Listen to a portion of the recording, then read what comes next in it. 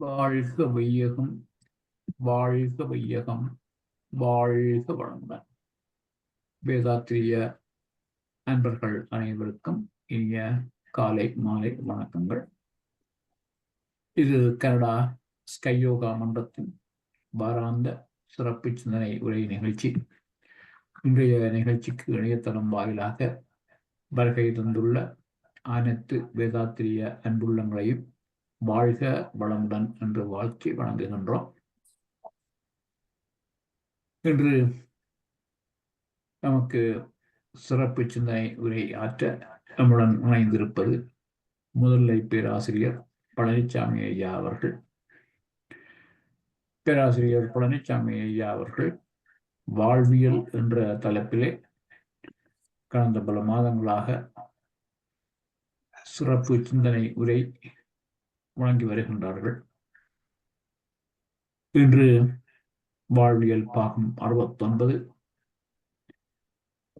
இன்றைய சிந்தனை உரை மனைவி நல்ல வேட்பு விழா பற்றியதாக அமையும். இப்பொழுது ஐயாவை இன்றைய இந்த சிறப்பு சிந்தனை உரையை ஆரம்பிக்குமாறு கனடா ஸ்கை யோகா மன்றத்தின் சார்பிலே பணிவொன்றுடன் கொண்டுகின்றோம். வாழ்க வளமுடன் ஐயா. வாழ்க வளமுடன் ஐயா. வாழ்க வையகம், வாழ்க வையகம், வாழ்க வளமுடன். குரு வாழ்க, குருவே துணை. சிந்தனையை, உடல் நலத்தை சீர் அமைத்து ஓய்வேத்த குருவே வாழ்க. வாழ்க வளமுடன், வாழ்க வளமுடன், வாழ்க வையகம். கனடா ஸ்கை யோகா அறக்கட்டளையை சிறப்பாக நடத்தி வருகின்ற ஆன்மீக அன்புள்ளங்கள், குறிப்பாக பேராசிரியர் முனைவர் சிவசங்கரமையா அவர்கள் மற்றும் இந்த நிகழ்ச்சியில் தொடர்ந்து சிறப்பித்து வருகின்ற அன்பர்கள் அனைவருக்கும் அருட்தந்தை வேதாத்திரி மகர்ஷி அவர்கள் சார்பாக வாழ்க வளமுடன் என்ற வாழ்த்துக்களையும் எனது அன்பு கலந்த பணிவான வணக்கத்தையும் சமர்ப்பித்து வாழ்வியல் வேதாத்திரிய தொடர் சிந்தனையின் 69ஆம் பாகத்தில் பெண்ணின் பெருமையின் தொடர்ச்சியாக மனைவி நலவேட்பு என்ற கருத்தை பற்றி சிந்தனைக்கு எடுத்துக்கொள்கின்றோம். பெற்றோரை, பிறந்தகத்தை, பிறந்த ஊரை விட்டு பிரிந்து வந்து பெரும் நோக்கில் கடமையறம் ஆற்ற பற்றற்ற துறவி என குடும்பத் தொண்டேற்று பண்பாட்டின் அடிப்படையில் என்னை பதியாய் கொண்டு என் அற்றவத்தால் என் வாழ்க்கை துணையாகி பெண்மை நலநோக்கில் அன்போடு கருணையுவை கொண்டு மற்றவர்க்கும் தொண்டாற்றும் மாண்புமிக்க எந்தன் மனைவியை நான் மதிக்கின்றேன், வாழ்த்தி மகிழ்கின்றேன் என்று மகர்ஷி அவர்கள் மனைவியின் சிறப்பை பற்றி 8 வரிகளிலே ஒரு விரிவான விளக்கத்தை சுருக்கமாக தந்திருக்கின்றார்கள். சென்ற வகுப்பிலே சில கருத்துக்களை இதை ஒட்டி நாம் பார்த்திருக்கின்றோம். மனைவியின் கடமை, தாயின் பெருமைகள் விரிவாக பேசப்பட்டாலும் பொறுப்புள்ள, குணமுள்ள, சிந்தனை திறமுள்ள, நேர்மையான, உண்மையான, கடின உழைப்பாளியான கணவருக்கு நிகராக யாரை முன்வைக்க முடியும்? அதனால்தான் மனைவி நலவேட்பு விழாவிலே கனியும் மலரும் தந்து இருவரது கடமைகளையும் நினைவுபடுத்துகின்றார் மகர்ஷி அவர்கள். மலரோடு பெண்ணை ஒப்பிட்டு கவிஞர்கள் ஏராளமாக வர்ணித்திருந்தால் மட்டும் போதாது. மலர் போல கையாளவும் வேண்டும் என்பதைத்தான் கணவர் மனைவிக்கு மலர் தந்து இந்த மலரை போல உன்னை பாதுகாப்பேன் என உறுதியளிக்கிறார். அதே போல மனைவி கணவருக்கு கனியை தந்து இக்கனி போல் உங்களிடம் கனிவாக நடந்து கொள்வேன். வள்ளுவர் சொல்வது போல தற்காத்து தற்கொண்டான் பேணி தகை சான்ற சொற்காத்து சோர்விலால் பெண். தகை சான்ற சொற்காத்து இனிமையான இணக்கமான பயனுள்ள தகைமை சார்ந்த சொற்களை மட்டும் பேசி சலிப்பின்றி சோர்வின்றி கடமையாற்றுகின்ற மனப்பக்குவமும் செயல்களை திறம்பட செய்கின்ற உடல் ஆற்றலும் பெற்ற மனைவியாகிய நான் பண்போடு குடும்பத் தொண்டாற்றுவேன் என்று உறுதியளிக்கிறார். இந்த மனைவி நல வேட்பு நாள் அனுபவத்தை நினைவில் கொண்டு ஆண்டுக்கு ஒரு முறை புதுப்பித்துக் கொண்டு கடவுள் தந்த அழகிய வாழ்வை நிறைவாக ஒவ்வொரு தம்பதியரும் வாழ்ந்து முடிக்க வேண்டும். ஆனால் இந்த சிறப்புகளை பெண்களும் நினைத்து பார்ப்பதில்லை, ஆண்களும் நினைத்து பார்ப்பதில்லை. பெண்கள் ஒரு பருவம் காலகட்டம் வரைக்கும் தங்களை உயர்வாக நினைக்கிறார்கள். பிறகு நடுவயது முதிர் வயதிலே அவர்களே சில கட்டங்களில் சலித்துக் கொள்ளும் அளவுக்கு மனம் சிதைந்து போகிறது. கண்ணாசன் அழகாக ஒரு திரைப்பாடலில் சொல்லுவார், மன்னர் குல கண்ணியரும் கண்கலங்க நேரும் என்றால் மண்டலத்தில் பெண்களுக்கே வாய்த்த விதி இதுதானோ என்று சலித்துக் கொள்கின்ற அளவுக்கு மனம் சிதைவதற்கு காரணம் அறியாமை. பெண்களும் தங்கள் சிறப்புகளை சீர்தூக்கி பார்ப்பதில்லை, ஆண்களும் அதை அங்கீகரிப்பதும் இல்லை. இப்படிப்பட்ட அறியாமையில் மூழ்கி கிடக்கின்ற சமுதாயத்தில் கணவன் மனைவி என்ற ஒரு தெய்வீக பந்தம் அதன் நீதிப்படி பாராட்டப்படுவதில்லை என்ற குறையைத்தான் மகர்ஷி அவர்கள் சுட்டிக்காட்டி மனைவி நல வேட்பு நாள் என்பதையே அறிமுகப்படுத்தினார். எனவே ஒரு பெண் குழந்தை பிறக்கின்ற போதே அதை சமமாக மதிக்கின்ற வளர்க்கின்ற காலத்தில் அதை ஆண் குழந்தையோடு சமமாக மதிக்கின்ற பாவனையோடு வளர்க்க வேண்டும். அப்படிப்பட்ட உயர்ந்த ஒரு மன மாற்றத்தை சமுதாயத்தில் ஏற்படுத்த வேண்டும். பெண் ஆண் என்ற பேதம் பார்க்காமல் எதுவாக இருந்தாலும் நமது குழந்தைகள் என்ற சமநோக்கிலே வளர்க்கின்ற பக்குவத்தை ஒவ்வொரு குடும்பத்திலேயும் விரிவுபடுத்த வேண்டும். இன்னும் சொல்ல போனா சமுதாயத்தில் பெரும்பாலும் தாய் தந்தையரை கடைசி வரைக்கும் கவனித்துக் கொள்கின்ற மனப்பாங்கு பெண்களிடத்திலேதான் அதிகம்.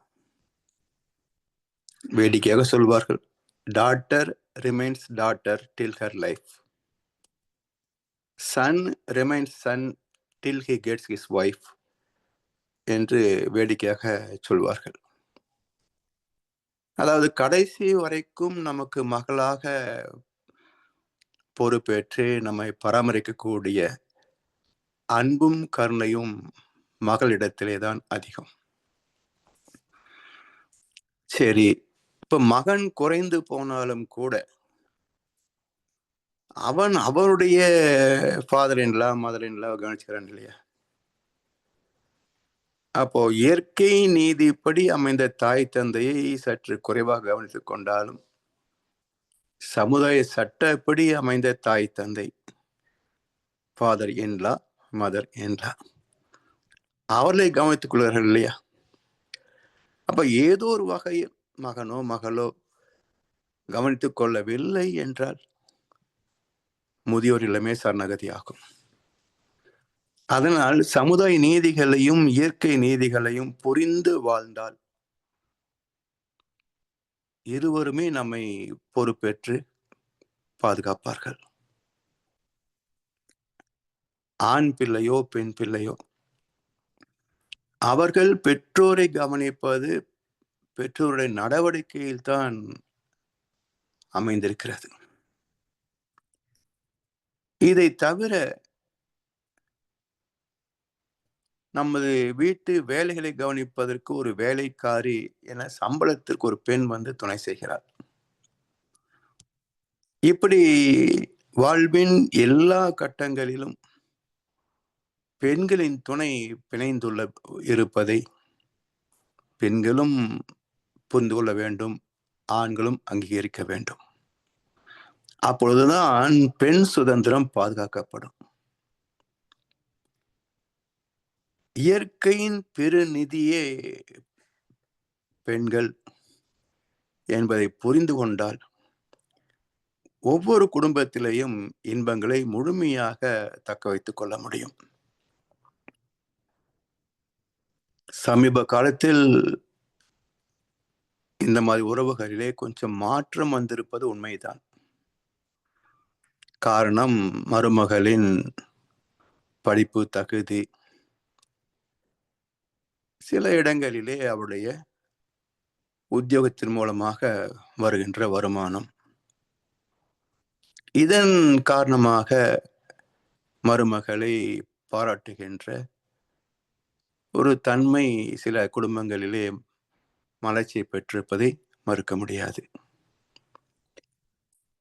அது மட்டுமல்ல, பெண்களுக்கும் கல்வி அறிவும் வெளி உலக அனுபவங்களும் கிடைத்திருப்பதனால் தன்னம்பிக்கை வளர்ந்திருக்கிறது.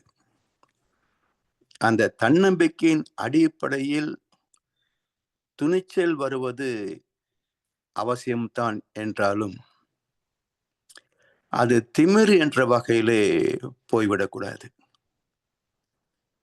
இன்றைக்கு சமுதாயத்திலே இத்தகைய மாற்றங்களை நாம் பார்க்கின்றோம். ஆணுக்கு நிகராக பெண் என்றால் ஆணை போலவே புகைப்பிடிப்பது, மது அருந்துவது, கிளப்புகளுக்கு போவது, இதெல்லாம் ஒரு அமைதியான நிம்மதியான ஒரு நிறைவான வாழ்க்கையை சிதைத்துவிடும் என்பது இன்றைய ஃபன் கல்ச்சர். இன்றைய கலாச்சாரத்தில் அது வீழ்ந்துதான் கிடக்கிறது. எனவே இதெல்லாம் மாற்றங்கள் வருகின்ற போது ஏற்பதிலே தவறு இல்லை என்றாலும் கூட அந்த மாற்றங்கள் பண்பாட்டையோ தனி மனித ஒழுக்கத்தையோ உடல் நலத்தையோ பாதித்து விடக்கூடாது. என்ற புதுமைகளை புகுத்துவது எல்லாமே வியாபாரிகள். அவர்களுக்கு சமுதாய நோக்கத்தை விட லாப நோக்கம்தான் அதிகமாக இருக்கும். எனவே எதற்கு இது நமக்கு தேவை என்ற ஆராய்ச்சியோடு தான் புதுமைகளை நாம் அணுக வேண்டுமே தவிர புதியவை எல்லாவற்றையும் துய்ப்பதுதான் பெருமைக்குரிய வாழ்க்கை என்ற ஒரு நினைப்பு பரவலாக இருப்பது ஆபத்தானது. இன்றைய சகல சீர்கேடுகளுக்கும் இந்தியா போன்ற நாடுகளில் இத்தகைய மனோபாவங்களே காரணம். அன்பும் கருணையுமான பெண் இனத்தை மதித்து தினசரி தவம் இயற்றி மாதவமாகிய இறைவனை அறிவதே வாழ்க்கையின் இலக்கு. அதுக்கு துணையாக வந்தவர்தான் வாழ்க்கை துணை. பெண்ணுக்கு ஆண், ஆணுக்கு பெண், இருவருக்கும் பொதுவான ஒரு பட்டம் வாழ்க்கை துணை. இப்ப வாழ்க்கை என்பது ஆத்மாவை சார்ந்தது. அந்த ஆத்மாவுக்கு துணையாக வருவது இன்னொரு ஆத்மா. இந்த இரண்டு ஆத்மாக்களும் இணைந்து கொண்டு வந்த வினை பதிவுகளிலே உள்ள நன்று தீய விளைவுகளை சந்தித்து அவற்றை தூய்மை செய்து கொண்டு இருவருமே வாழ்க்கை நிறைவு பெற வேண்டும். அதற்காகத்தான் இல்லறம் என்பது உருவாக்கப்பட்டது. இதை உலகம் உணர்ந்து விட்டால் பண்பாடு மேன்மை பெறும். ஆகாதான் மகர்ஷி அவர்கள் பெண்ணின் பெருமையை பற்றி நீண்ட விளக்கங்களை தந்ததோடு மட்டும் அன்றி பல கவிதைகளையும் எழுதி வைத்திருக்கின்றார்கள். அதிலே மனைவியின் பங்கு என்பது மிக பெரும் அங்கம் ஒரு குடும்பத்தின் வாழ்க்கையில. அதற்கான காரண காரியங்கள் எல்லாம் ஏற்கனவே நாம் சிந்தித்திருக்கின்றோம். எனவே பெண்ணின் பெருமதிப்பை புரிந்து பெண்களும் ஆண்களுடைய மதிப்பை புரிந்து இருவரும் ஒருவருக்கு ஒருவர் ஒத்து உதவி வாழ்வதுதான் இல்லறமே தவிர இதில் உயர்ந்தவர் என்றோ தாழ்ந்தவர் என்றோ பேதம் பார்க்கக்கூடாது. அந்த வகையில் ஒரு சமநோக்காக வாழ வேண்டும் என்பதுதான் படைப்பின் ரகசியமும் அதுதான், பரிணாம நியதியும் அதுதான். இடைக்காலத்தில் எங்கேயோ செருகப்பட்ட ஏற்றத்தாழ்வுகள், பெண்ணை தாழ்ந்த ஜீவனாக மதிக்கின்ற ஏற்றத்தாழ்வுகள், இவற்றெல்லாம் சீர் செய்ய வேண்டிய காலகட்டம்.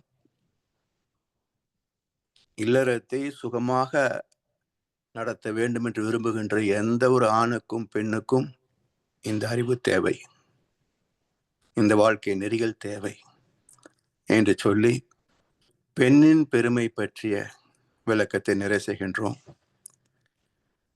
அடுத்ததாக நாம் பெற வேண்டிய சம்பத்துக்கள், வாழ்த்தும் பயனும். 16 பெற்று வாழ்க என்று திருமணத்தின் போது வாழ்த்துவார்கள். அது என்ன என்பது பொதுவாக யாருக்கும் தெரியாது. சில பேர் சொல்வார்கள், அந்த காலத்தில் எல்லாம் அதிகப்படியான குழந்தைகளை பெற்றுக் கொள்வார்கள், அதனால் 16 குழந்தைகளை பெற்று பெருவாழ்வு வாழ வேண்டும் என்று வாழ்த்திருப்பார்கள் என்று கருத்து சொல்லுவாங்க. அந்த காலம் என்றால் எந்த காலம்? ராமாயண காலத்தில் ராமனுக்கு 2 குழந்தைகள் தானே. குடும்ப கட்டுப்பாடு அன்றைக்கே இருந்தது இல்லையா? அது மட்டுமல்ல, ராமன் குழந்தைகளை பெற்றெடுத்த போது அவனுக்கு வயது 43. இன்றைக்கு 20, 23, 25 வயதுல திருமணம் செய்கிறார்கள். அடுத்த வருஷமே பிள்ளைகளை பெற்றுக் கொள்கிறார்கள். இப்ப ராமன் மட்டும் ஏன் பெற்றுக்கொள்ளவில்லை? சிந்திச்சு பார்க்கணும் இல்லையா? எனவே வாழ்க்கையின் தாற்பயமே இதிகாசங்களில் மைய கருத்தாக வைக்கப்பட்டிருக்கிறது. அவற்றெல்லாம் சீர்தூக்கி பார்த்து வினாக்களை எழுப்பினால்தான் அவற்றுக்குள் மறைந்திருக்கின்ற ரகசியார்த்தங்கள் நமது வாழ்க்கையை செம்மைப்படுத்தக்கூடிய, வாழ்க்கையில் துன்பத்தை நீக்கி இன்பத்தை மட்டுமே தக்க வைத்துக் கொள்ளக்கூடிய ஒரு கடமை அறம் சொல்லப்பட்டிருக்கிறது என்பதை உணர முடியும். அந்த வகையிலே 16 பேர்கள் என்பது குழந்தைகள் அல்ல, அது ஒரு பேரு தான், நன்மக்கட்பேறு. வள்ளுவ பெருந்தை நன்மக்கட்பேருன்னு கூட தலைப்பு கொடுக்கல, மக்கட்பேருன்னு தான் தலைப்பு கொடுத்திருக்கிறார். அப்ப 16 பேர்களில் ஒன்று மக்கட்பேறு. இப்ப மற்ற 15 என்ன? மகர்ஷி இந்த கவியை சொல்றாங்க, இறை உணர்வு, அறநெறி, கல்வி, தனம், தானியம், இளமை, வலிவு, துணிவு, நன்மக்கட்பேறு, அறிவில் உயர்ந்தோர் நட்பு, அன்புடைமை, அகத்தவம், அழகு, புகழ், மனித மதிப்புணர்ந்து ஒழுகும் பண்பு, பொறை உடைமை எனும் பேரு 16 பெற்று போற்றலுக்கும் தூற்றலுக்கும் வாழ்த்துக்களை கூறி மறை விளக்கும் உயர் வாழ்வை மதித்து ஒழுக்கம் காத்து மனையறத்தின் ஒளி விளக்காய் வளம்போங்கி வாழ்க என்று மணமக்களை வாழ்த்துகின்ற கவியாகவே மகர்ஷி அவர்கள் தந்திருக்கின்றார்கள். இறை உணர்வு வாழ்க்கையின் அடிப்படையே இதுதாங்க. இன்றைக்கு எல்லா சிக்கல்களுக்கும் சமுதாய குறைபாடுகளுக்கும் நடந்து கொண்டிருக்கின்ற யுத்தங்களுக்கும் இயற்கை சீற்றங்களுக்கும் காரணம் என்ன என்றால், மக்கள் இயற்கையை விட்டு தெய்வத்தை விட்டு வெகு தூரம் விலகிவிட்டார்கள். இவர்கள் செய்கின்ற சடங்கு சம்பிரதாயங்கள் எல்லாம் தெய்வத்திற்கு பொருந்தவனவே அல்ல. வெறும் பகட்டு வியாபாரத்தனம். இவற்றுக்கும் தெய்வத்திற்கும் சம்பந்தமும் கிடையாது. இறைவன் இவற்றிலே மகிழ்வதும் கிடையாது. இது எல்லாம் நீக்கி எது இறைவனுக்கு உகந்த வாழ்வியல் என்பதை புரிந்து கொள்ள வேண்டும் என்றால், அடிப்படையில் மனிதனாக பிறந்த ஒவ்வொருவருக்கும் இறை உணர்வு வேண்டும், இறை அனுபவம் வேண்டும். வெறுமனே கோவில் கோவிலாக போய் அலைந்தால் மட்டும் போதாது. அந்த தெய்வம் எப்படி, எங்கே, எவ்வாறு இருக்கிறது என்பதை அனுபவத்தில் உணர வேண்டும். அதான் இறை உணர்வு என்றால் யாரோ சொன்னார்கள் என்று நம்புவதல்ல. இறைவன் உண்டு என்று சொல்வதற்கும் இல்லை என்று மறுப்பதற்கும் பெரிய அறிவு ஒன்றும் தேவையில்லை. கிளிப்பிள்ளை அறிவு இருந்தா போதும். சொல்வதை திருப்பி சொல்லுகின்ற கிளிப்பிள்ளை அறிவு இருந்தா போதும். ஆனால் இறைவன் உண்டு என்றால் எப்படி, எங்கே, எவ்விதம், எவ்வாறு என்று விளக்குவதற்கும், இல்லை என்றால் அது எப்படி, எங்கே, எவ்வாறு என்று விளக்குவதற்கும் தேர்ந்த தத்துவ ஞானமும் இறைவனை உணர்ந்த அனுபவமும் வேண்டும். இந்த இரண்டும் இல்லாத குறைபாடுதான் இன்றைக்கும் உலகத்தில், குறிப்பாக இந்தியாவில், மதங்கள் பெயரால், ஜாதிகள் பெயரால், கடவுள் பெயரால் எப்போதும் ஒரு வாதத்தை தூண்டிவிட்டு மக்களை கூறு போடுவதிலேயே குறியாயிருக்கிறார்கள் அரசியல்வாதிகளும் மதவாதிகளும். இந்த சிக்கலில் இருந்து விடுபட முடிகிறதா என்றால் மக்கள் சிந்திக்கவே தயாராக இல்லையே. அவர் எப்படி விடுபட முடியும்? சிந்தித்தால் தான் விடுபட முடியும். அதற்கு உண்மையான குரு வேண்டும். குருவின் துணையன்றி ஆன்மீகத்திலே சிந்தனை வரவே வராது. பொருள், புகழ், செல்வாக்கு, புலன் இன்பத்திற்காக கடவுளை தேடுவானே தவிர, வணங்குவானே தவிர, கடவுளை அறிய வேண்டும், உணர வேண்டும் என்று எந்த பக்தனும் நினைக்க கூட மாட்டான். எனவே இறை உணர்வு தான் அடிப்படை பேறு. இது பெற்றுவிட்டால் மற்ற அனைத்தும் இலவசமாகவே கிடைக்கும். எந்த முயற்சியும் இல்லாமல், எந்த சிக்கல் சிரமம் இல்லாமல், அது வேண்டிய போது தானாகவே வந்து அமைந்துவிடும். அத்தனை சிறப்புகளை நல்க வல்லது இறை அனுபவம், இறை உணர்வு. எப்படி என்றால், இறை உணர்வு பெறுகின்ற போது இறைவனே விதியாக செயல்படுகின்றான், ஒரு நீதியாக செயல்படுகின்றான். அந்த தெய்வ நீதிக்கு இணைந்து வாழ்வதே தர்மம், அறம்.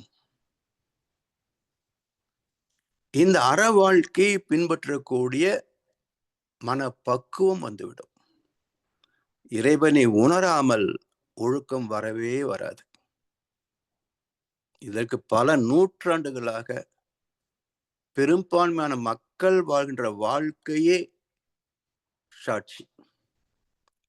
வேற எந்த ஆதாரம் நமக்கு தேவையில்லை, எந்த ஆராய்ச்சியும் தேவையில்லை. மக்கள் வாழ்கின்ற வாழ்க்கையே சாட்சி. எனவே இறைவனை உணர்ந்தால்தான் அவனது நீதியை மதித்து வாழக்கூடிய அறம் செழிக்கும். அறம் செழிக்கின்ற போது வாழ்க்கையில் நன்மைகள் மட்டுமே விளைவாக கிட்டுமே தவிர துன்பத்தின் நிழல் கூட படாது. இந்த இரண்டுக்கான கல்வி, இன்றைக்கு கல்வி என்பதே தடம் மாறி போய்விட்டது. எழுத்தறிவு, தொழிலறிவு என்ற இரண்டை மட்டுமே மையமாக்கி கொண்ட கல்வி. இதுல ஒழுக்கமே கிடையாதுங்க. இந்த கல்வியில ஒழுக்கமே கிடையாது. நாங்கள் படித்த காலத்திலாவது மாரல் கிளாஸ், நீதி போதனை வகுப்பு என்று ஏதோ வாரத்துக்கு 2 வகுப்பாக வச்சிருப்பாங்க. இப்ப இந்த போட்டி கல்வி 100க்கு 100, 1200க்கு 1200 என்றெல்லாம் பள்ளிகளுக்கு இடையிலேயே போட்டி வந்த பிறகு இந்த பயனில்லாத இந்த மாரல் கிளாஸ் தேவையில்லை என்று அதையும் பாடங்களுக்கே ஒதுக்கிவிட்டார்கள். தாய் தந்தையும் ஒழுக்கத்தை போதிப்பதில்லை, பள்ளி கல்லூரியும் ஒழுக்கத்தை போதிப்பதில்லை, ஆலயங்களும் ஒழுக்கத்தை பற்றி பேசுவதில்லை, எந்த ஊடகமும் ஒழுக்கத்தை போதிப்பதில்லை. எப்படித்தான் குழந்தைகள் ஒழுக்கத்தை கற்றுக்கொள்வார்கள் சொல்லுங்க? அதனால்தான் மகர் சொன்னாங்க, குற்றவாளி பாவி என்று யாரும் இல்லை உலகிலே, குறைகளுக்கு காரணமோ பழைய சமுதாயம். இன்றைக்கு நடக்கின்ற எல்லா குற்றங்களுக்கும் பொறுப்பு யார், குற்றவாளி யார் என்றால் வாழ்ந்து கொண்டிருக்கின்ற பெரியோர்கள், வாழ்ந்து மறைந்த முன்னோர்கள். இவங்க தான் இன்றைக்கு இருக்கின்ற எல்லா குற்றங்களுக்கும் காரணம். ஏன்னா சொல்லி கொடுத்தா தானே தெரியும். சுயமாக புரிந்து கொள்ளக்கூடிய அறிவு எத்தனை பேருக்கு இருக்கும்? இல்ல. எனவே கல்வியிலேயே அடிப்படையானது, முதன்மையானது என்ன என்றால் இறைவனை பற்றிய விளக்கமும் அந்த இறைநீதியை மதித்து வாழ்கின்ற ஒழுக்கமும். இதுதான் கல்வியின் அடிப்படை. இறை உணர்வு, ஒழுக்க பழக்கங்கள், பிறகுதான் எழுத்தறிவும் தொழில் அறிவும். இந்த 4ம் இணைந்ததுதான் முழுமையான நிறைவான கல்வி. வள்ளுவ பெருந்தகை 7 வார்த்தைகளில் அற்புதமான ஒரு வாழ்க்கை நெறியை தந்திருக்கின்றார். கற்க கசடர கற்பவை. கற்பவை என்றால் கற்க வேண்டியவை என்று அர்த்தம். அப்ப எது கற்க வேண்டும்? வாழ்க்கையை கற்க வேண்டும், உடல் நலத்தை கற்க வேண்டும், குடும்ப அமைதியை கற்க வேண்டும். இவை அனைத்திற்கும் மூலமாக இறைவனை கற்பதற்கான, இறைவனை அறிவதற்கான கல்வி வேண்டும். கல்வியின் பயன் என்ன? இன்றைக்கு ஊடகங்களிலே பார்க்கிறோம். சில பேர் ஒழுக்கத்தை போதிக்கிறதெல்லாம் பார்க்கிறோம். இப்படி இருக்கணும், அப்படி இருக்கணும்னு சொல்லி இந்த டிக்டாக், ஸ்டேட்டஸ், வாட்ஸ்அப், ஃபேஸ்புக்ல வருது. எத்தனை பொன்மொழிகள்! இதை அப்லோட் பண்றவன் பின்பற்றுகிறானா, இல்ல ஃபார்வர்ட் பண்றவங்க தான் பின்பற்றுகிறார்களா? எல்லாம் தெரிஞ்சுக்குங்க. எதுக்கு? தெரிஞ்சுக்குங்க. ஆனா வள்ளுவர் என்ன சொல்றாரு? தெரிந்து கொள்வதின், கற்றுக்கொள்வதின் நோக்கம் என்ன, பயன் என்ன என்றால் நிற்க அதற்கு தக. அதுக்குத்தான் கல்வி கற்றல்.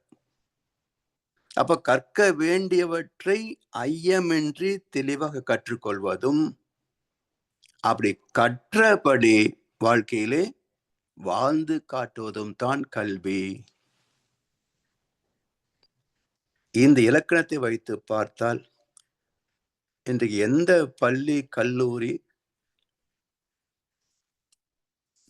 தேர்ச்சி பெற முடியும் பாருங்க. எல்லாருக்கும் ஃபெயில் மார்க் தான். ஆனா எந்த பள்ளியும் கல்லூரியும் திறமை மிக்க மாணவரை உருவாக்குறாங்க. ஆனா ஒழுக்கமுள்ள மாணவர்களை தான் உருவாக்குவதில் தோற்று போகிறார்கள். எங்கேயோ ஒன்றிருந்த மாணவர்கள் பூர்வ கர்ம புண்ணியத்தின் பலனாக நல்லவர்களாக இருக்கிறார்கள். இன்றைக்கு தமிழ்நாட்டில பள்ளி மாணவர்களே போதைப் பொருட்களை விற்கிறாங்க. ஏன்னா இவன் 4 பேருக்கு வித்தா இவனுடைய தேவைக்கு பணம் வந்துடும். அப்போ படிக்கும் போதே வியாபாரம். அது நல்ல வியாபாரம் பண்ண பரவாயில்ல. 4 மாணவர்களை கெடுத்து போதைப் பொருளை விற்று அதில் தானும் போதை வாங்கி சீரழிந்து, இதற்கு அரசாங்கமே ஏஜென்சி எடுத்து வச்சிருக்கு. மது விற்பதற்கும் போதைப் பொருள் விற்பதற்கும் அரசாங்கமே முன்னெடுத்திருக்கிறது. மக்கள் எப்படி இருப்பாங்க? எனவே கல்வி தரம் தாழ்ந்து விட்டது. கல்வி என்ற சொல்லுக்கே அது தகுதியை இழந்து விட்டது. 4வது தனம். பொருள் இல்லார்க்கு இவ்வுலகம் இல்லை, அருள் இல்லார்க்கு அவ்வுலகம் இல்லாக யாங்கு. பொருளும் அருளும் சேர்ந்ததுதான் வாழ்க்கையே. ஒன்றை ஒன்று பகைத்தால் வாழ்க்கை ஏது? இரண்டும் கலந்ததுதான் வாழ்க்கை.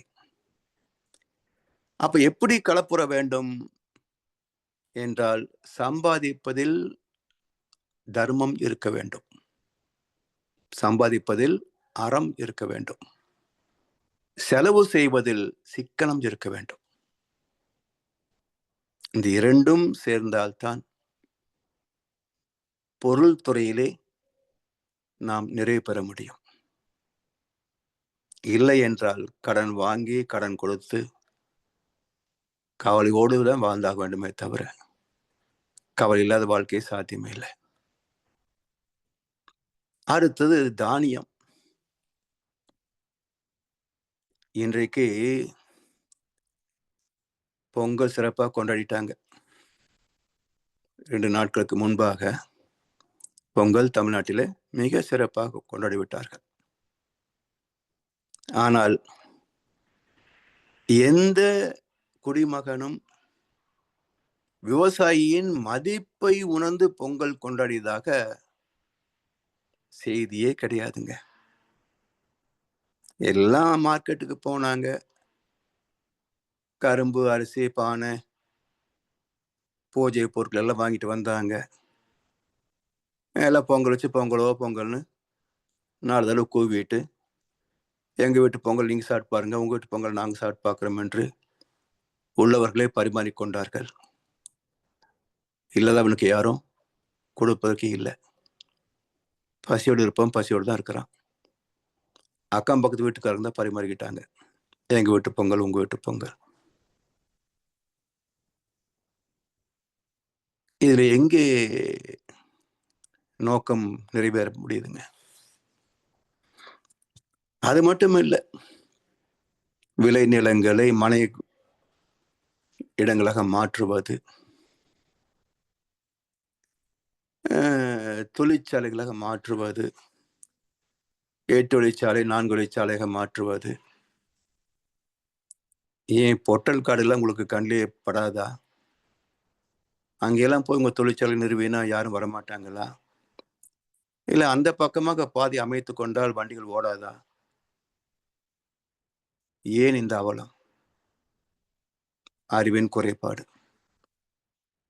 எனவே விவசாய தொழிலையும் மதிப்பதில்லை, விவசாயிகளையும் மதிப்பதில்லை. உழவர்களை மதிக்காத நாடு உருப்படாதுங்க. உழவர்களை மதிக்காத நாடு உருப்படாது. ஆனா பசிக்கு மட்டும் உடனே சாப்பாடு ரெடியா இருக்கணும். அதாவது வசதி குறைவாக இருந்த போது சிக்கனமாக உணவு சமைத்ததும் உண்டதும் பயன் கொண்டதும், இதை மறந்து போய் வசதி வருகின்ற போது உணவுப் பொருட்களை விரயமாக்குகின்ற ஒரு ஃபன் கல்ச்சர். அதாவது 1990களிலேயே கோவையில அப்பதான் ஹோட்டல் அன்னபூர்ணா ரொம்ப ஃபேமஸான ஒரு உணவகம். அதை பற்றி ஒரு பத்திரிகையில ஒரு கட்டுரை எழுதியிருந்தாங்க. அப்ப அந்த நிறுவனம் ஒரு செய்தியை சொல்கிறது. அன்றைக்கு அந்த ஒரு உணவகத்தில் மட்டும் கன்சூமர் வேஸ்டேஜ், உணவுக்கு கொண்டு வர சொல்லி அதை சாப்பிட முடியாமல், சாப்பிட விரும்பாமல் அதை ஒதுக்கி வைத்து குப்பையில விழுந்த உணவின் அளவு ஒரு நாளைக்கு 1.7 டன் சமைத்த உணவு. இது எத்தனை டன் பாவம் தெரியுங்களா? இது இன்றைக்கும் அமெரிக்கா, கனடா போன்ற நாடுகள்ல பார்க்கிறேன். உணவை வீண் பண்ணுவதற்கு யோசிப்பதே கிடையாதுங்க. இது ஒரு மனிதன் உழைப்பு என்ற அறிவு இங்கே இல்லை. ஏதோ எவருடைய பண்பாடு வசதி என்று பார்க்கிறார்களே தவிர உணவை வீண் செய்யக்கூடாதுங்க. நீர், உணவு, மின்சாரம், இந்த மூன்றும் இறைவன் தந்த கொடை. இவற்றை அளவுக்கு அதிகமாக பயன்படுத்துவதற்கும் யாருக்கும் உரிமை கிடையாது. அணு அளவு வீண் செய்வதற்கும் யாருக்கும் உரிமை கிடையாது. சிக்கனமாகத்தான் பயன் கொள்ள வேண்டும். அப்படிப்பட்ட ஒரு சமுதாய அறிவு வழங்குவதுதான் கல்வியின் அடிப்படை நோக்கமாக இருக்க வேண்டும். எனவே உணவு இல்லை என்றால் உயிர் வாழ முடியுமா? பாருங்க. தானியம், சரி, இவற்றெல்லாம் கற்றுக்கொள்கின்ற பருவம் எது? மாணவ பருவம். கற்றுக்கொண்டபடி வாழ்க்கை துவங்குகின்ற இளமை பருவம். அப்ப இளமைக்கான தயாரிப்பு தான் மாணவ பருவமே. இளமையில் ஒரு துணை கொண்டு இல்லறத்த சுகங்களை துய்ப்பதற்கான தயாரிப்பு காலம்தான் மாணவ பருவம். அந்த இளமை தான் வாழ்க்கை. அனைத்து சுகங்களையும் தூக்கக்கூடிய வாய்ப்பு இளமையில் தானே. அது மட்டும் போதாது. வாழ்நாள் முழுமைக்கும் தொழில் செய்யக்கூடிய அளவுக்கு உடலிலே வலிவு இருக்க வேண்டும். நாம் புனிதர்களாக இருந்தாலும் கூட, நாம் புனித ஆத்மாக்களாக இருந்தாலும் கூட, சமுதாயம் அப்படி இருக்காது. இதுவரைக்கும் கிட்டத்தட்ட 20 லட்சம் ஆண்டுகள் சொல்றாங்க மனித இனம் தோன்றி. எந்த ஒரு காலகட்டத்திலாவது சமுதாயம் முழுவதும் மகிழ்ச்சியாக வாழ்ந்ததாக சரித்திரமே கிடையாது. ஏன்? அதுதான் உலக விதி, உலக நீதியே அப்படித்தான். அதனால் மற்றவர்களாலும் நமக்கு துன்பங்கள் நேருவதற்கான வாய்ப்புகள் உண்டு. அப்போ அந்த குறைகளை எதிர்கொள்ளக்கூடிய உடல் வலிவும் வேண்டும், மன துணிவும் வேண்டும். இளமை, வலிவு, துணிவு. பிறகு நன்மக்கட்பேறு. நல்ல ஒரு வாழ்க்கை துணையோடு நடத்துகின்ற இல்லறத்தின் பயன் நன்மக்கட்பேறு. வலுப்பெருந்தகை மக்கட்பேறு என்று மட்டும்தான் தலைப்பிட்டார். மகர்ஷி அவர்களோ அதை குறிப்பாக நன்மக்கட்பேறு, நல்ல குழந்தைகள் மட்டுமே பெற வேண்டும், ஒழுக்கம் சார்ந்த, அறிவு சார்ந்த, ஆற்றல் சார்ந்த நல்ல குழந்தைகளை மட்டுமே பெற வேண்டும். யாருக்கு தெரியும்? நாம அப்படித்தான் ஆசைப்படுறோம். பெத்த பிறகுதானே தெரியுது எத்தனை பலவீனம் இருக்குது என்றதெல்லாம். அப்போ இதை உறுதியாக எப்படி சொல்ல முடியும் எனக்கு நல்ல குழந்தை தான் பிறக்கும் என்று? இந்த இறை உணர்வு, அறநெறி, கல்வி, தனம், பட்டினி இல்லாத அளவுக்கு உணவு, தானியம், இளமை, வலிவு, துணிவு, இவை எல்லாம் பெற்றுவிட்டால் நிச்சயமாக நல்ல குழந்தைகள் தான் பிறக்கும். முறையற்ற குழந்தை பிறப்பதற்கு வாய்ப்பே கிடையாது. இது அத்தனை தகுதியிலும் ஏற்கனவே வந்துச்சு. இந்த தகுதியில வளர்த்து கொண்டு விட்டால் நிச்சயமாக பிறப்பது நன்மக்களாகத்தான் இருக்கும். அந்த குழந்தையின் வாழ்க்கையை பற்றி, திறமைகளை பற்றி, சமுதாயத்தின் தீவினைகள் அவனை தாக்கிவிடுமோ என்ற அச்சம், இதெல்லாம் சந்தேகமே வேண்டியதில்லை. எந்த சூழ்நிலையும் கெட்டு போக மாட்டார்கள். நாம் அறம் சார்ந்து வாழ்ந்த புண்ணியம் உற்ற அரணாக அந்த நன்மக்களை காப்பாற்றும். அப்படிப்பட்ட அற்புதமான வாழ்க்கை தான். அடுத்தது, எந்த காலத்திற்கும் நமக்கு உற்ற துணை, ஒரு நல்ல குரு வேணும். அறிவில் உயர்ந்தோர் நட்பு. அறிவு சார்ந்து என்ன, மற்றவருக்கு ஒரு சிக்கல் வருகின்ற போது நாம மிக சிறப்பாக அட்வைஸ் பண்ணுவோம், பல அறிவுரைகளை சொல்லுவோம். நமக்கே ஒரு சிக்கல் வருகின்ற போது நாம் ஆறுதல் பெறவும் முடியாது, சரியான வழியை தேர்ந்தெடுக்கவும் முடியாது. என்னாகும்? ஷார்ட் சர்க்யூட் ஆயிடும், ஃபியூஸ் போயிடும். அப்போ அது போன்ற சமயங்களில் நமக்கு வழிகாட்டுவதற்கு நல்ல குரு வேண்டும், சான்றோர் நட்பு நமக்கு வேண்டும். எனவே பெரியோரை துணை கோடல் என்று வள்ளுவப்பெருந்தகை ஒரு அதிகாரம் தந்திருக்கின்றார். எனவே அறிவில் உயர்ந்த சான்றோர் நட்பு நமக்கு மிக அவசியம். வாழ்க்கையில் நாம் பெற வேண்டியது, மற்றவர்களோடு பகிர்ந்து கொள்ள வேண்டியது அன்புடைமை. உடைமை என்றாலே சொத்து, ப்ராப்பர்ட்டி, செல்வம். நாம் செல்வத்தின் கணக்குக்கு நிறைய வச்சிருக்கிறோம்.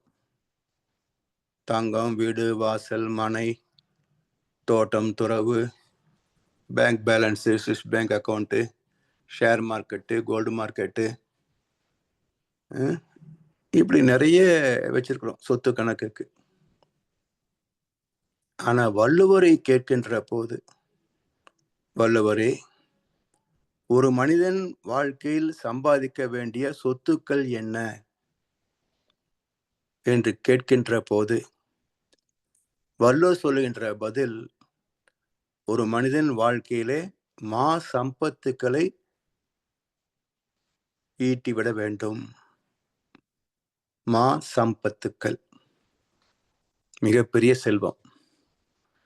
அது என்ன, அவை என்ன, அந்த 10 செல்வங்கள் என்ன என்ற ஒரு கேள்வி எழுப்புகின்ற போது அவர் தருகின்ற பட்டியலிலே நாம் நினைக்கின்ற செல்வங்கள் எதுவுமே இடம்பெறவில்லை. அன்புடைமை, அருளுடைமை, அறிவுடைமை, அடக்கமுடைமை, ஆள்வினை உடைமை, ஊக்கமுடைமை, ஒழுக்கமுடைமை, பண்புடைமை, பொறையுடைமை, நாணுடைமை. இதுதான் 10 செல்வங்கள்.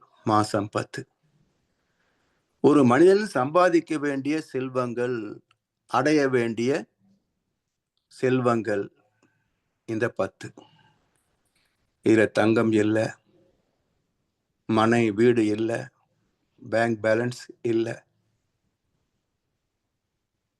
இதுதான் அழியாத செல்வங்கள். மற்றெல்லாம் அழிந்து போகக்கூடிய செல்வங்கள். இது ஒரு மனிதன் தன்னுக்குள் பெற வேண்டிய செல்வங்கள், புறச் செல்வங்கள் அல்ல, அகச்செல்வம். அதிலே முதன்மையானது அன்புடைமை. ஏன்? அன்பே சிவம். அன்புதான் ஈர்ப்பு சக்தி தானே அடிப்படை. எனவே அன்புடைமை இவற்றெல்லாம் பெறுவதற்கான அகத்தவம். அது மட்டும் போதுமா? அழகு. எங்கேயாவது ஒரு ஊனமுற்றவர், ஊனம் இல்லாத ஒருவனை காதலித்ததாக எங்கேயாவது செய்தி உண்டா? சோ இவர்களுடைய இலக்கணத்தின்படி காதல் என்றாலே அழகுதான் முதல் தோற்றம். அழகா இருந்த பொண்ணு பார்த்தாதான் லவ்வே வருது. அழகா இருக்கிற பையனை பார்த்தா இந்த பொண்ணுக்கும் லவ் வருது. இந்த காதல் எப்படி தெய்வீகமாக இருக்க முடியும்? அப்ப அழகு என்பது என்ன? எந்த இளைஞனோ அல்லது அவனை பெற்ற தாய் தந்தையரோ உடன் பிறந்தவர்களோ, இங்கே பையனுக்கு ஒரு பொண்ணு பார்க்கிறோம், நல்ல மூதேவி இருந்து சொல்லுங்கன்னு யாரும் கேட்கறதில்லை. எல்லாரும் மகாலட்சுமி மாதிரி பொண்ணுத்தான் தேடுவாங்க. அப்படி தேடி கண்டெடுத்து எல்லோரும் ஓகே என்று சொன்ன பிறகு திருமணம் ஆகிறது. திருமணம் ஆன புதுதில எங்க வீட்டுக்கார மாதிரி அழகன் யார் அப்படின்னு அந்த அம்மா நினைக்கிறாங்க. ஏன் பொண்டாட்டி மாதிரி தேவதை யார் அப்படின்னு இவன் நினைக்கிறான். வயசு 30, 35 ஆகுது. 2 குழந்தைகளும், ஒன்று 4ஆம் கிளாஸ், 1 5ஆம் கிளாஸ் போகுது. இப்ப இவன் சொல்றான், இந்த மூதியவை கட்டிக்கிட்டு நான் படுற அவஸ்தைன்றான். அந்த அம்மா சொல்றாங்க, இந்த சனிகிட்ட வந்து மாட்டிக்கிட்டு நான் படுற அவஸ்தைன்றாங்க. ஏமா நீங்க தானே பார்த்து மகாலட்சுமி இந்திரன் சொல்லி சம்பந்தம் சொல்லித்தான் இந்த கல்யாணம் ஆச்சு. இப்போ எப்படி மூதேவி சனியன்றீங்களே? அப்ப ஏதோ மயக்கத்துல சொல்லிட்டேன்றான். அப்ப அழகு என்பது ஆளாளுக்கு வேறுபடும், காலத்திற்கு காலம் வேறுபடும். ஒரு மனிதனின் பருவத்திற்கு ஏற்ப, மனதிற்கு ஏற்ப மாறுபடும். எது அழகு?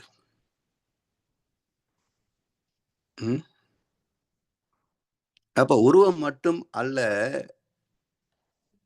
குறையில்லாத உடலும், அதுவே அழகானதுதான். அடுத்தது புகழ். வாழ்க்கையின் அங்கீகாரம் தான் புகழ், வேற ஒண்ணும் இல்லை. யாரை பாராட்டுவாங்க மக்கள்? நல்லபடியாக எண்ணம் சொல் செயல் செய்து அவை தனக்கும் மற்றவர்களுக்கும் பயனாகின்ற போது பயன் பெற்றவர்கள் நன்றி கூறுவார்கள் இல்லையா? இவர் அந்த காலத்தில் அன்னைக்கு இவர் செய்த உதவி இன்றைக்கு நான் நல்ல ஒரு வாழ்க்கையில இருக்கிறேன் என்று தான் பெற்ற நன்மைக்கு நன்றி பாராட்டுவார்கள் அல்லவா? அந்த நன்றிக்கு பெயர் தான் புகழ். கடைதனில் தூங்கியவன் முதல் இழந்தான். கொண்ட கடமையில் தூங்கியவன் புகழ் இழந்தான் என்பார் பட்டுக்கோட்டை கல்யாண சுந்தரம். அப்போ யார் தங்களது கடமைகளை நிறைவாக செய்கிறார்களோ அவற்றின் விளைவாக நன்மை பெற்றவர்கள் நன்றி கூறுகின்ற போது அந்த மக்கள் எண்ணிக்கைதான் புகழ் அளவுகோலை நிச்சயிக்கிறது. அதான் உயர்ந்த புகழ். மனித மதிப்புணர்ந்து ஒழுகும் பண்பு. இன்றைக்கு கேடுகிட்ட சமுதாயம், குறிப்பாக தமிழ்நாட்டில் பார்க்கிறேன். கண்ணாசனே அழகா சொல்லுவார் ஒரு பாடலில், படித்தவன் கருத்தெல்லாம் சபை ஏறுமா, பொருள் படைத்தவன் கருத்தானால் சபை மீறுமா, படைத்தவன் யாராயினும் பலம் படைத்திருந்தால் அவனுக்கு இணையாகுமா.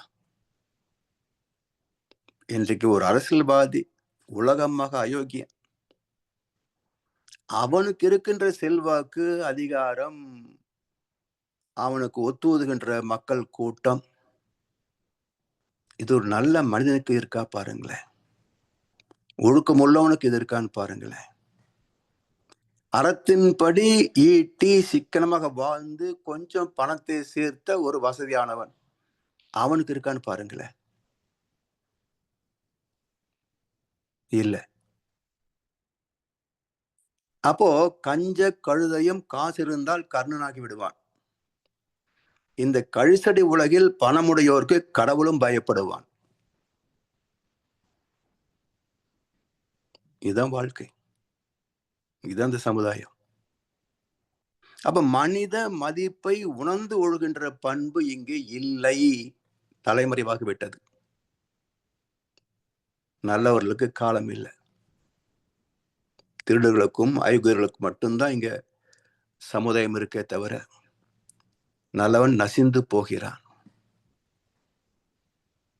லஞ்சம், ஊழல், அது இதுன்னு சம்பாதிக்க முடியாம திணறியே ஒரு நல்லவன் மடிந்து போவான். அவனோட வாழ்க்கைக்கு துணை செய்வர் இறைவனை தவிர யாரும் கிடையாதுங்க. எனவே மனித மதிப்புணர்ந்து ஒழுகும் பண்பு, இப்ப எல்லாவற்றுக்கும் அடிப்படை பொறை உடைமை. பொறை உடைமை. அரச மரத்தை சுத்தி வந்து அடி வைத்த தடவி பார்த்தேன்னு சொல்லுவாங்க இல்லையா, உடனே வந்துருமா? அது கருவாகணும், 10 மாசம் வளரணும், அப்புறம் தானே பிரசவமாக முடியும். அதுபோல் ஒவ்வொன்றுக்கும் ஒரு ப்ராசஸிங் டைம், அதற்கென்று ஒரு காலம் இருக்கிறது. எடுத்தேன் கவிழ்த்தேன் என்று எல்லாவற்றையும் செய்துவிட முடியுமா? பொறுமை அவசியம்.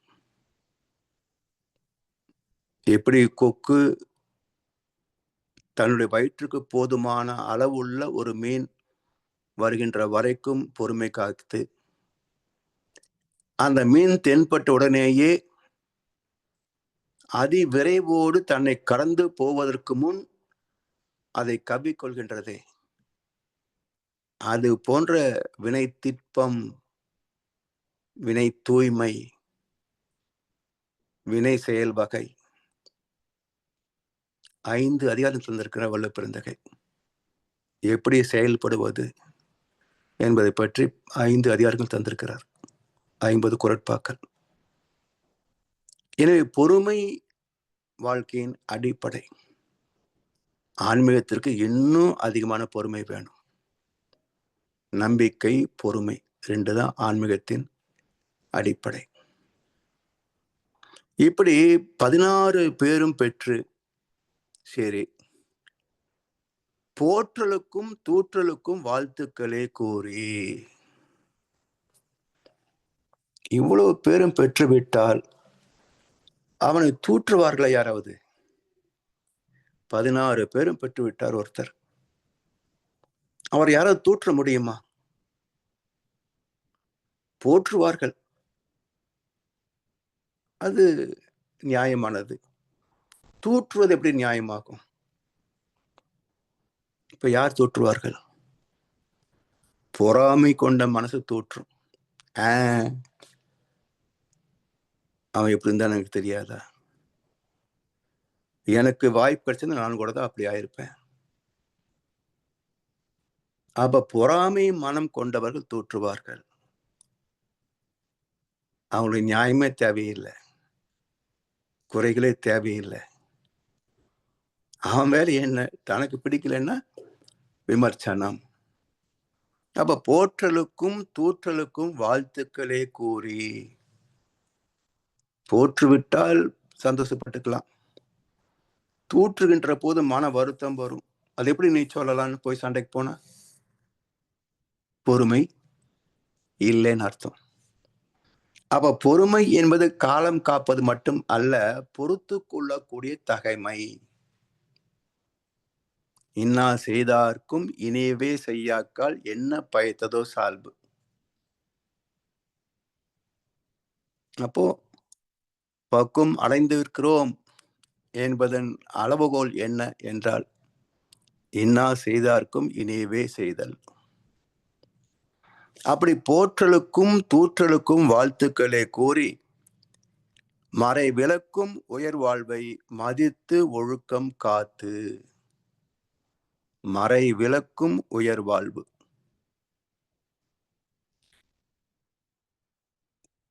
மனிதன் வாழ வேண்டிய அற வாழ்க்கை பற்றி ஊடகங்கள் பேசுமா? சினிமா பேசுமா? இல்ல எத்தனையோ சங்கங்கள் இருக்குது, அவை பேசுமா? இல்ல, இதிகாசங்கள் பேசுகின்றன. ராமாயணம், மகாபாரதம், கந்த புராணம், இதிகாசங்கள் பேசுகின்றன. தத்துவ நூல்கள் பேசுகின்றன. திருக்குறள், வேதாத்திரியம், திருக்குறான், பைபிள், தத்துவ நூல்கள் பேசுகின்றன. அப்ப மறைந்திருக்கின்ற இறைநிலை, உயிர், அறிவு, மனம், செயலுக்கு தக்க விளைவுகள் எப்படி வருகின்றன, சஞ்சித கர்மா, இப்படி நம்முடைய அறிவுக்கும் கணிப்புக்கும் புலன்களுக்கும் கருவிகளுக்கும் கணக்குக்கும் எட்டாமல் இருக்கின்ற மறைந்திருக்கின்ற இயற்கையின் சில அம்சங்கள். அவை எதை போதிக்கின்றன? மறை விளக்கும் உயர் வாழ்வை. அப்போ உயர்ந்த ஒரு வாழ்க்கையை எல்லோரும் வாழ வேண்டும் என்ற வாழ்க்கை நெறியைத்தான் ராமாயணம் பேசுகிறது, மகாபாரதம் பேசுகிறது, கந்த புராணம் பேசுகிறது, எல்லா மத நூல்களும் பேசுகின்றன. உயர்ந்த வாழ்க்கையை ஒரு மனிதன் எப்படி வாழ்வது என்ற வாழ்க்கை நெறிகளுக்கு பெயர்தானே தத்துவம். எனவே மறை விளக்கும் உயர் வாழ்வை மதித்தால் ஒழுக்கம் தானே வந்துவிடும். அந்த ஒழுக்கத்தை காத்து கொள்ள வேண்டும். குறைபடாமல், அழிந்து போகாமல், குறைந்து போகாமல் அதை பாதுகாத்து கொள்ள வேண்டும். மறை விளக்கும் உயர் வாழ்வை மதித்து ஒழுக்கம் காத்து மனை அறத்தின் ஒளி விளக்காய் வளம்போங்கி வாழ்க. மனை அறம், இல்லறம். அப்ப வாழ்க்கை என்பதே அறம் சார்ந்ததுதான். அறம் என்பது என்ன? பிற உயிர் படுகின்ற சுக துக்க உணர்வுகளை கூர்ந்து அறிவால் ஆராய்ந்து அந்த ஜீவனின் துன்பத்தை நீக்குவதற்கு அறிவு எழுச்சி பெற்ற முதல் நாள் உலகில் அறம் தோன்றியது. அதை வளர்த்தவர்கள் பெயரால் மதங்கள் தோன்றின. அப்ப அறம் என்ற சொல்லுக்கு பொருள் அடுத்த ஜீவனின் துன்பத்தை நீக்குவது, அதாவது ஈகை. இதன் மறுபக்கம் என்ன? நம்மால் யாருக்கும் எந்த வகையிலையும் துன்பம் நேரக்கூடாது, ஒழுக்கம். இந்த இரண்டையும் செயல்படுத்தி வாழ்கின்ற வாழ்க்கையே கடமை அறம். அப்போ சொல்வதற்கு இனிமையாக இருக்கும் என்பதற்காக ஒழுக்கம் கடமை என்று சொன்னமே தவிர, இயல்பில் ஈகை ஒழுக்கம் கடமை அறம், இதுதான் அறம். எனவே மனை அறத்தின் ஒளி விளக்காய் வளம் ஓங்கி வாழ்க. பொருள் வளம், மன வளம், உடல் நலம் அனைத்தும் நிறைவாக பெற்று வாழ வேண்டும். அப்போ உடல் நிறைவு, மன நிறைவு, பொருள் நிறைவு, ஆத்ம நிறைவு, இந்த 4 அம்சங்களிலே நிறைவு பெற்று விட்டால் வாழ்க்கை என்பது முழுமை பெறுகிறது. அந்த முழுமை பெற்ற மனிதன் தன் வாழ்க்கையின் கடைசி மூச்சை நேசிக்கிறான், காத்திருக்கிறான். இந்த மூச்சு நின்று போனாலும் கவலையோ வருத்தமோ ஆதங்கமோ எதுவும் இருக்காது. இறப்பு இனிமையான அனுபவம், பேரின்பத்தோடு தெய்வத்தோடு கலக்கின்ற பேரனுபவம், மீண்டும் இந்த உடல் என்ற இயக்கத்துக்கு வராத ஒரு பேரின்பம். அதான் நிறைய வாழ்க்கை. அப்படி ஒரு வாழ்க்கையை பெற்று வாழ வேண்டும் என்று 16 பெற்று பெருவாழ்வு வாழ்க என்று பொருள் புரிந்து ஞானிகள் வாழ்த்தினார்கள். பொருள் புரியாமல் மக்கள் சடங்காக வாழ்த்தினார்கள்.